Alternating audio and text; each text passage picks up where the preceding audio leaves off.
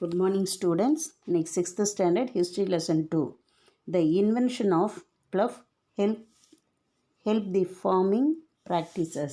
இப்போ கலப்பை கண்டுபிடிக்கப்பட்டதால் விவசாயம் அந்த ஜனங்களுக்கு எப்படி இருந்தது, ரொம்ப எளிதாயிற்று.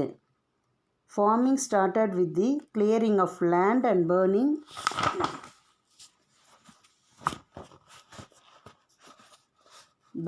the leftover ஷர்ப்ஸு. இப்போ மனிதர்கள் நிலத்தில் இருந்த தேவையற்ற புதர்களை அகற்றி அவற்றை என்ன பண்ணாங்க, எரித்து நிலங்களை தயார்படுத்தியதோட விவசாய பணியையும் விவசாயத்தையும் செய்ய தொடங்கினாங்க. They plough the land, sowed seeds in them and harvested the produce. அவங்க நிலத்தை உழுது விதைத்து பயிர் வளர்த்து அறுவடையும் செய்தார்கள். Once the fertility of the soil decreased, they moved to a new place. அந்த நிலத்தில் அறுவடை, அதாவது பயிரிட்டு அறுவடை செஞ்ச உடனே அந்த நிலத்தில் மண் வளம் குறைஞ்சிருச்சுன்னா அவங்க என்ன பண்ணாங்க, வேறொரு பகுதிக்கு இடம்பெயர்ந்து அங்கே போய் விவசாயம் செய்ய ஆரம்பித்தாங்க. Initially, agriculture was done for immediate food requirement.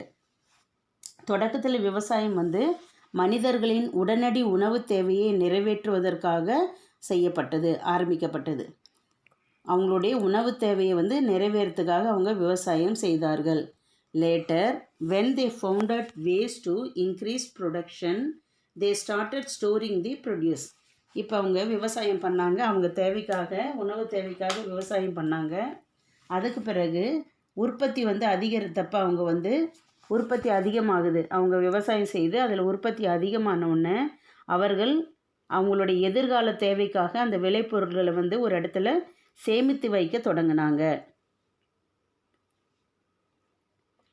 The food products stored were used during the lean harvest period.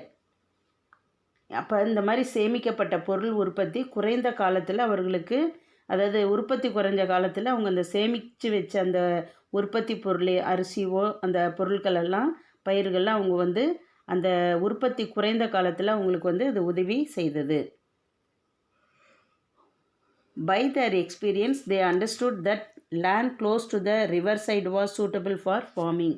அவங்க என்ன பண்ணாங்க, தங்கள் அந்த அனுபவத்தினால் அவங்க என்ன தெரிஞ்சுக்கிட்டாங்க, ஆற்றுக்கு அருகில் உள்ள நிலம் விவசாயத்துக்கும் கால்நடை வளர்ப்புக்கும் பயனுள்ளதாக இருந்தது அப்படின்றத அவங்க புரிந்து கொண்டார்கள்.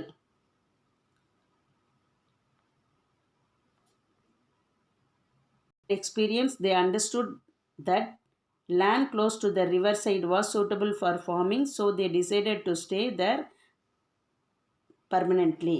இப்போ அவங்க என்ன பண்ணாங்க, இந்த சேமிக்கப்பட்ட பொருளெல்லாம் உற்பத்தி குறைந்த காலத்தில் அவங்களுக்கு யூஸ்ஃபுல்லாக இருந்தது.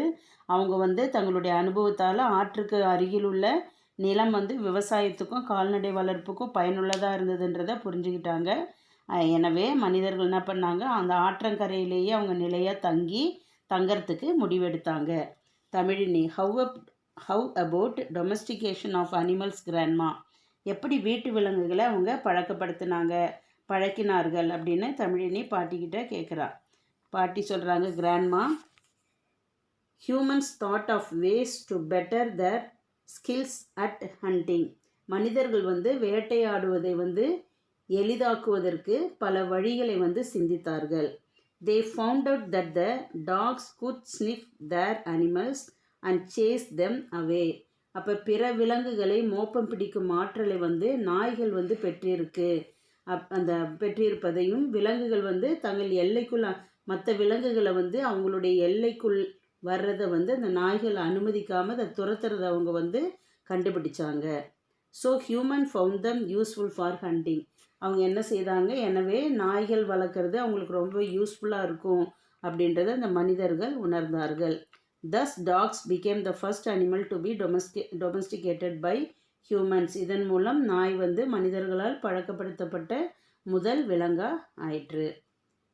Following the dogs, they started domesticating hen, goat and cow.